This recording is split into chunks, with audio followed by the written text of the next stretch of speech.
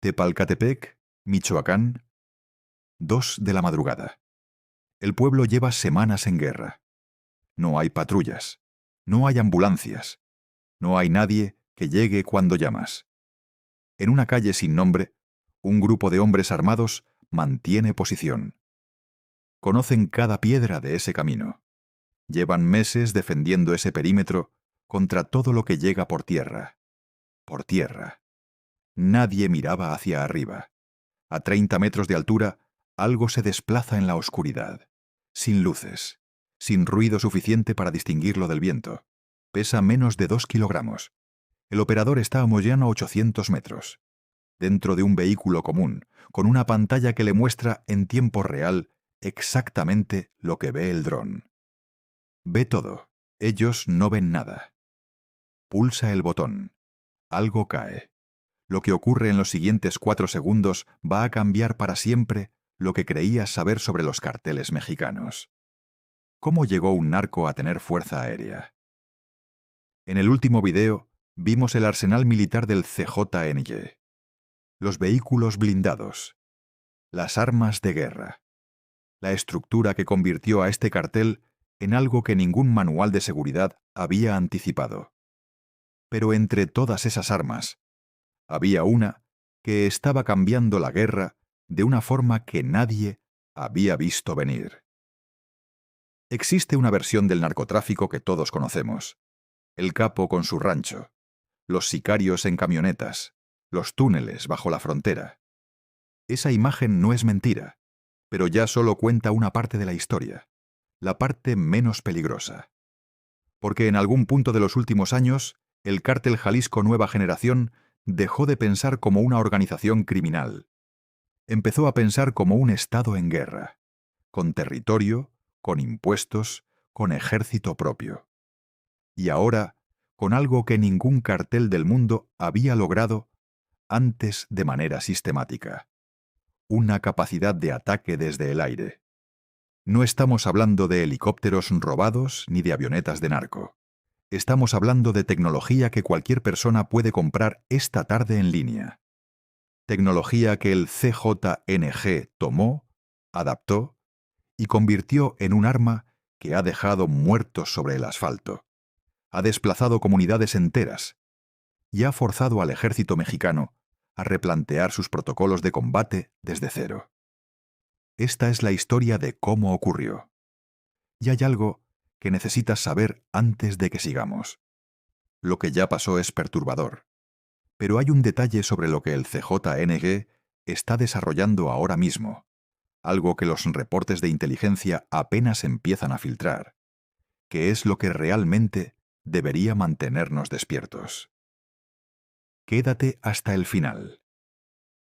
Hay una fecha que los analistas de seguridad recuerdan como un antes y un después. Octubre de 2017.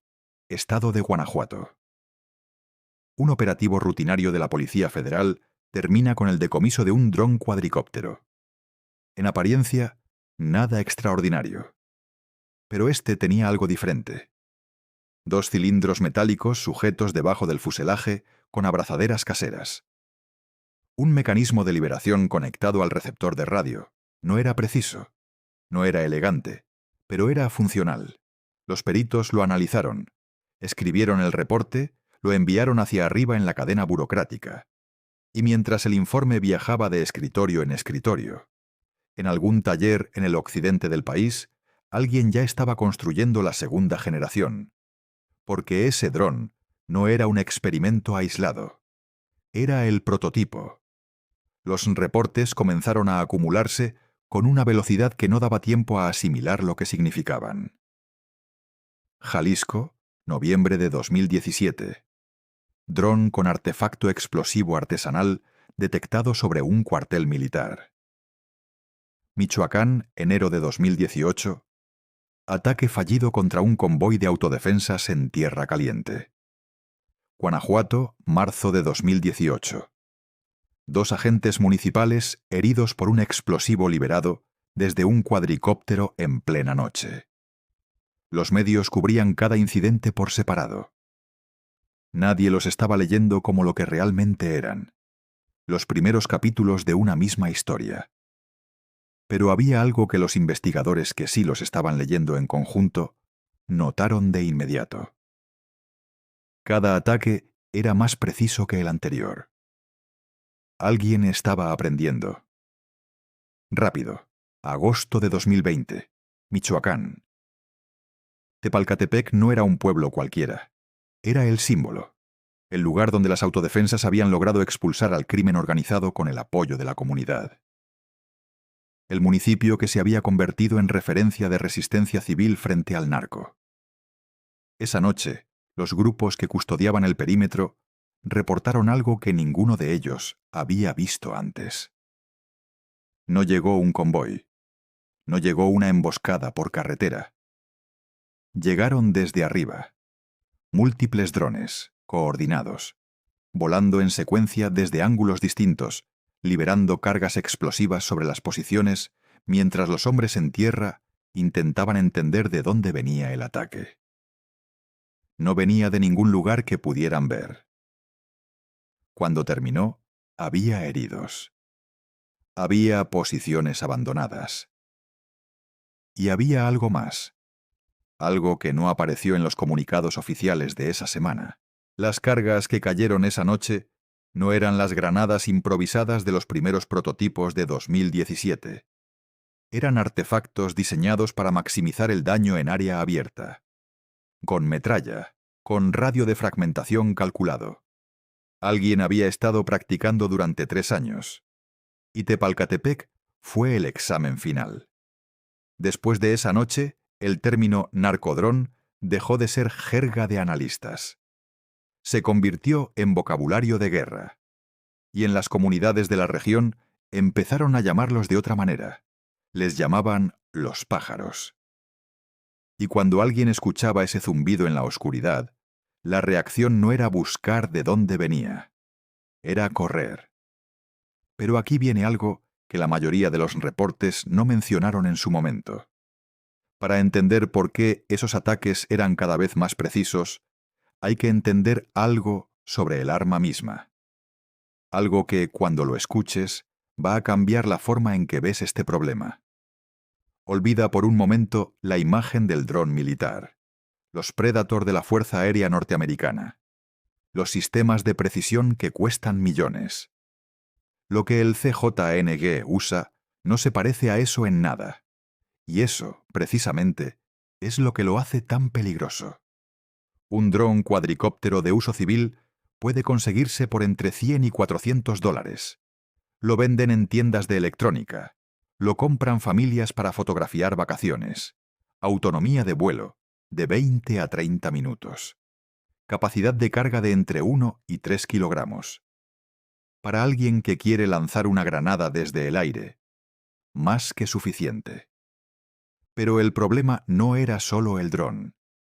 El problema era lo que venía después. La modificación no requiere ingenieros. Requiere tiempo y voluntad de experimentar.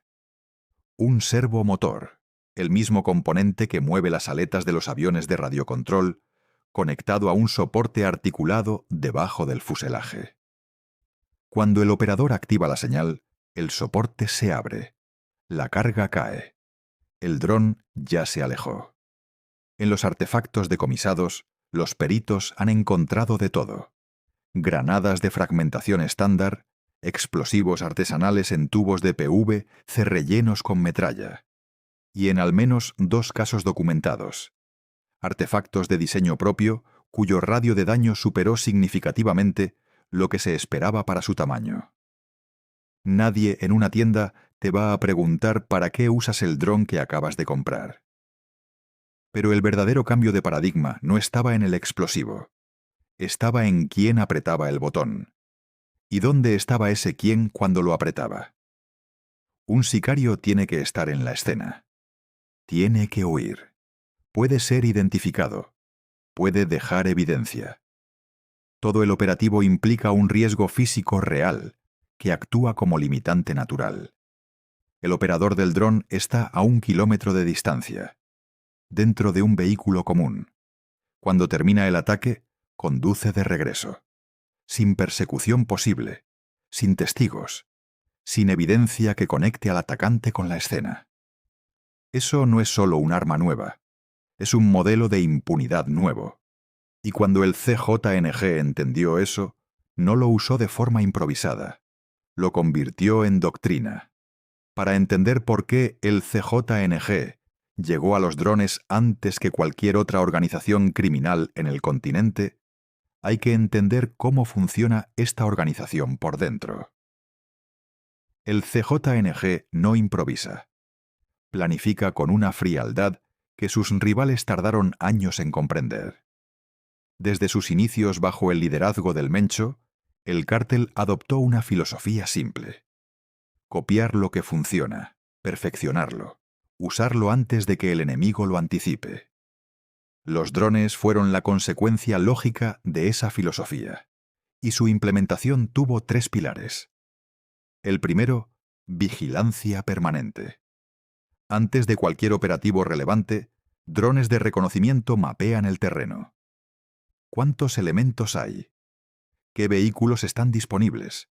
¿Dónde están los puntos ciegos? ¿A qué hora rotan los turnos?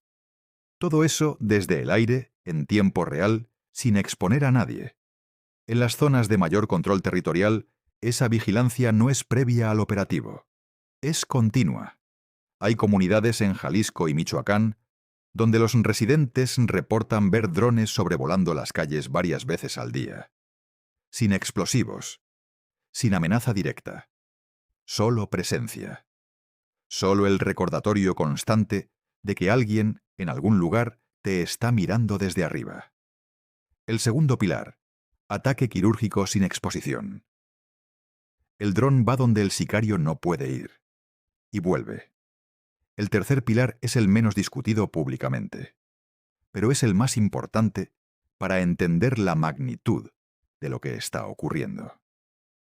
Y hay que explicarlo con cuidado, porque cuando lo escuches, vas a entender por qué algunos analistas empezaron a usar una palabra que antes se reservaba exclusivamente para conflictos entre naciones.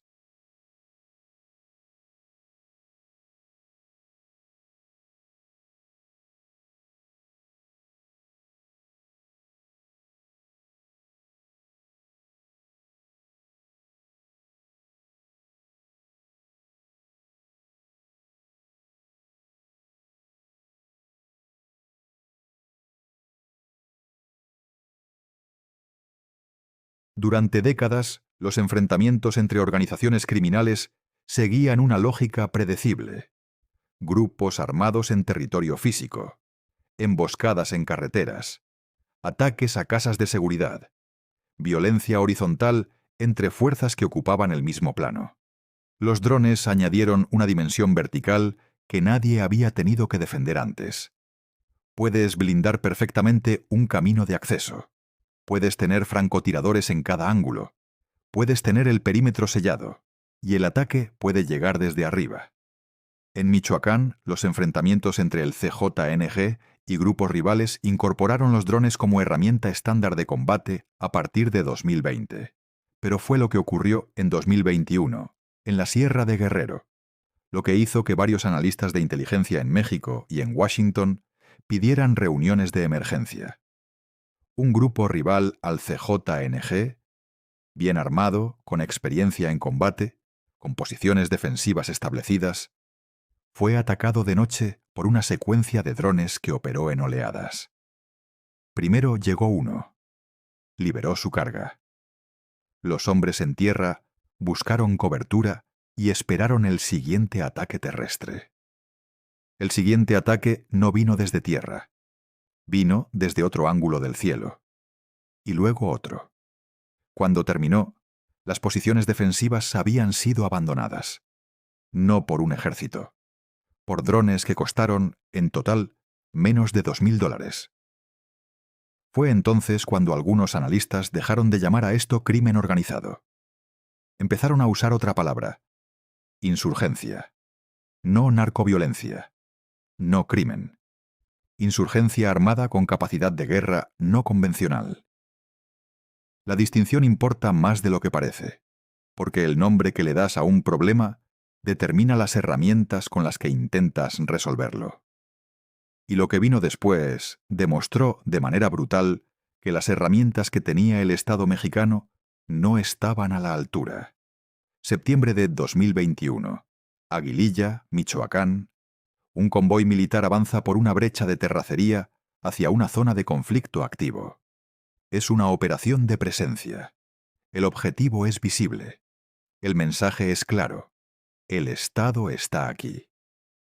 Lo que el Estado no sabe es que lleva 15 minutos siendo rastreado desde el aire.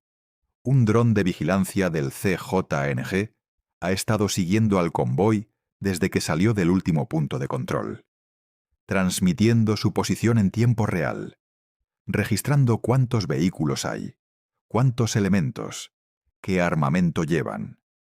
Cuando el convoy se detiene en un punto estrecho del camino, el dron de vigilancia es reemplazado por otro. Este segundo dron lleva algo más que una cámara. El operativo terminó sin bajas. Pero los militares encontraron el artefacto sin detonar en el suelo, a metros de donde habían detenido el convoy. La diferencia entre un incidente y una tragedia había sido cuestión de metros y de segundos. Ese tipo de incidente se repitió más veces de las que aparecieron en los reportes públicos. La respuesta oficial llegó, pero llegó tarde y llegó incompleta. La Sedena comenzó a integrar inhibidores de señal en sus operaciones, dispositivos que interrumpen la comunicación entre el dron y su operador. En teoría, el dron pierde control y aterriza. En teoría, porque los modelos más avanzados incorporan modos de vuelo autónomo. El dron puede completar una misión predefinida aunque pierda la señal de radio. El inhibidor los ciega, no los detiene. Hubo decomisos. Hubo comunicados celebrando resultados. Lo que los comunicados no decían es que reemplazar un dron decomisado costaba menos que el combustible de los vehículos del operativo, que fue a buscarlo. Y había algo más, algo que los reportes oficiales esquivaban con cuidado. Para operar estos sistemas con la precisión y coordinación que estaba demostrando el CJNG, alguien tenía que estar entrenando a los operadores. No era conocimiento que se improvisa. Era conocimiento que alguien transmitió. ¿Quién? Esa pregunta llevaba meses circulando en los pasillos de las agencias de inteligencia. Y la respuesta que empezó a aparecer en algunos reportes clasificados era la que nadie quería pronunciar en voz alta. Porque si era correcta, lo que viene después es aún más grave de lo que cualquiera había anticipado. Hasta aquí, todo lo descrito es presente documentado. Lo que sigue es la parte que los analistas mencionan con una cautela que, en sí misma, dice mucho. Los primeros narcodrones eran cuadricópteros de consumo con modificaciones caseras. Lo que ha aparecido en los reportes de inteligencia de los últimos 2 años es diferente en un aspecto fundamental. Sistemas de navegación por GPS que permiten programar rutas completas sin intervención humana en tiempo real. El operador ya no necesita ver el dron mientras vuela. El dron despega, recorre 3 kilómetros siguiendo coordenadas programadas, libera la carga y regresa solo. Un inhibidor de señal no detiene un dron que ya no necesita señal para operar. Y luego está el escenario que ningún analista pronuncia en entrevistas públicas, pero que todos tienen en sus reportes internos.